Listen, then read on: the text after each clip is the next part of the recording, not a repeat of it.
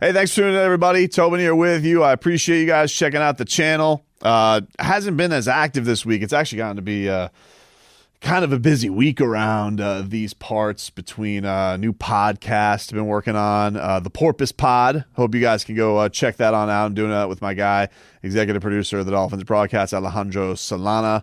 We're having some fun over there. You guys can check that out at the Ticket Miami's YouTube page alongside if you guys just want to bring it along in your ears and take it with you, a little ASMR Dolphins action for you. You can get that on all your podcast platforms. Porpoise Pod.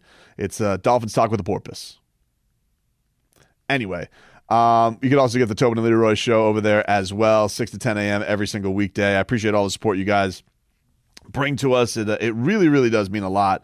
And it's been cool, man. Listen, this has been an interesting week because I feel like there has been a big, not only local surge, but like a national spotlight that's really being put on Jevon Holland. You know, this has been definitely been a camp and has been a season and a preseason that has been dominated by Tua and Tyreek and Jalen Waddle and all of that talk, and rightfully so. The Dolphin fans should be excited about having this explosive offense. You know, Mike McDaniel, I think everybody's fallen in love with. His interview recently with the Levitard show was Goosey's galore, where he's talking about Tua's got the most accurate catchable ball he's ever seen, and talking about the behind the scenes of the Tyreek Hill trade. All of that stuff was just, mwah. It was beautiful to hear. But the Snowman is out here and is shining this week in practice. You know, has been one of the stars in camp, but I think really like leveled up even more so in this week of camp. I mean, he was picking balls off all over the place. I think he went 3 straight practices with an interception, got 3 on the week, had a pick 6, wore the orange jersey, and is just getting the praise from everybody on the team and realizing what a talent this guy is as far as the Dolphins are concerned and what his meaning is to this Miami Dolphins team, including his quarterback, Tua Tagovailoa. Really good. Oh, my gosh. I mean, he's made tremendous plays. You know, for me trying to read off my read keys, you know, he's made tremendous plays. And not just today, but throughout the entire camp.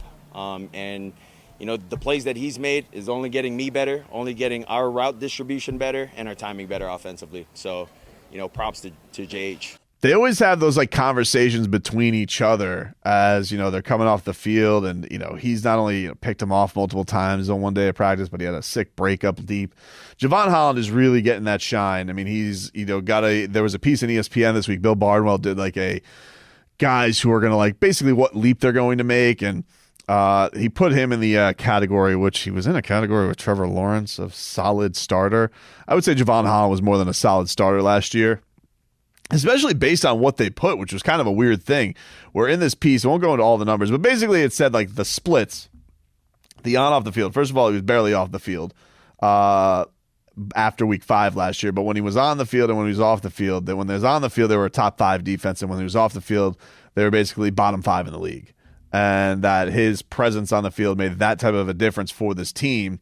And to see the guy get that kind of a shine nationally is good to see. One, it's not like the sexiest position in the world, although it's getting more attention, I feel like, as of late. He is just he feels like he is putting himself, and people are starting to recognize this guy could be really elite, which, you know, some people had saw this coming a long time ago. I remember Maurice Jones-Drew, you know, we've had him on the show a couple times, but he was saying before the season last year, not on our show, but I think he said it to NFL.com. He was asked about or maybe it was NFL Network where he does the work for. He was asked about the most versatile players in the league, and he already put Jevon Holland up there. Like, it was MJD putting a guy who he had some ties to and coaching him in high school and things like that, but like to have that kind of faith in a guy that young really, really speaks to some of the talent that everybody sees, that this guy can be absolutely special with the versatility that he shows, the leadership that he already seems to show on the team as well.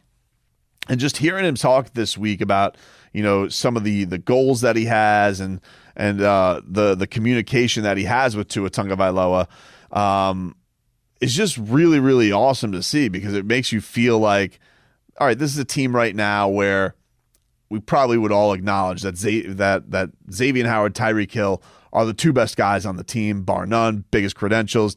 Jevon Holland, best guy on the defense. Tyreek Hill, best guy on the offense. And then, you're starting to look around. You're like, all right, well, what is the rankings then? Like, who are the most untouchable pieces on this team, or who are the best players just flat out on this team right now? And, maybe people will put in that top 5 right now, probably would put Reek, Jevon Holland, Jalen Waddle, Emmanuel Ogbah, probably Teron Armstead, most of the guys with most credentials, and I think Jalen's probably up there as well, just by the fact that it's an offensive player. It's a little bit more tangible for people to see what that guy is. But it's pretty hard to look at that list and not think Jevon Holland is going to be one of the top 5 guys on this team by the time the season's over. Like, it feels like the momentum is going towards that, even without this season happening already. A lot of the times the players in practice can tell before the people will see it in the games, and you see what this impact of this guy is doing, man. And the way that he that his mind works was really, really cool. I personally got goosies galore because he was listing off all the safeties that he watched, and he watches a lot of them, all the greats: Troy Polamalu, Bob Sanders, Ed Reed, of course, is Kane's royalty, the Chief. And he said, he was asked specifically about Ed Reed and what he likes about him. This is what Snowman had to say about that. I try to take his whole game, everything he does, really. He was a phenomenal player. He played with such energy, such grit and furious intention. So really his attitude and the way that he plays in the post is really what I was trying to focus on. Yeah, that's goosies, dude. That's good. Oh. Different type of Snowman there. Hearing content like that. Oh. Anyway, but for him to have this kind of a week, everybody's just like, man, it's been such a story. It feels like all camp. It's been about the offense, been about the offense, been about the offense. And they'll have some rap battles out there. Like, maybe Tua shouldn't throw so many damn interceptions. Yeah, I guess you could look at it like that, but I think there is something to the idea of everybody realizes the talent that this kid has and what they realize and what they think that this guy is going to do in his next season with the Miami Dolphins. And this really feels like it's going towards, this could be his defense very, very soon. Very, very soon. Like, it's that kind of games. And it's a lot of games to happen, and there haven't been any games yet, and it's a lot of hype to heap on somebody. But you're definitely starting to know, whether it be these lists that come out of like the top people at his position, or these leap type of articles that are coming out, or Dolphin to be on the lookout for. Like, he's going to be that guy. He's going to be the sneaky guy when everybody's talking about the obvious stuff of, Tua and Tyreek and Jalen Waddle. Like, who are the Dolphins that you may not have heard of? A lot of people are going to hear about Jevon Holland by the end of this year. And I think Dolphins are very, very aware of this. I'm not breaking any news to anybody. I'm not sitting here, putting anything out there that's a realization to anybody who follows this team. But when you start getting that national notice and people are like, whoa, this kid could be something special, and you see what type of versatility brings, his NFTF, his ability to find a way to make plays in many, many different spots on this team, that's where you're just like, wow, I think they got something here. This is really, really, really cool. From the other things that went on this camp that was really exciting was Erik Spoelstra. Spo going out to Dolphins camp this week was also goosies galore, because I love the idea of him and McCochin hanging out. I would feel like, out of anybody in town, like the two that are going, first of all, they're both very much fans of wearing hoodies in hot weather. So that's one thing. And I'm talking about like basically what this is, like a light hoodie, where you're like, you got the hoodie, you never have intentions of wearing it, but it's just kind of a vibe. It's a look. And also you got long sleeves on. And Spo, I pretty much think that he has just a closet full of those. And if you told him that he can wear nothing else, that would make him the happiest person alive, because nobody was happier to get rid of suits, which I found surprising. When I thought that when Spo, he had kind of a look going on, not to divert completely off into the Miami Heat, but with Spo, there was a time when he was coming up, when he was in his first couple of years, a lot of pressure, a lot like Mike McDaniel's facing, but he was replacing a legend in Pat Riley.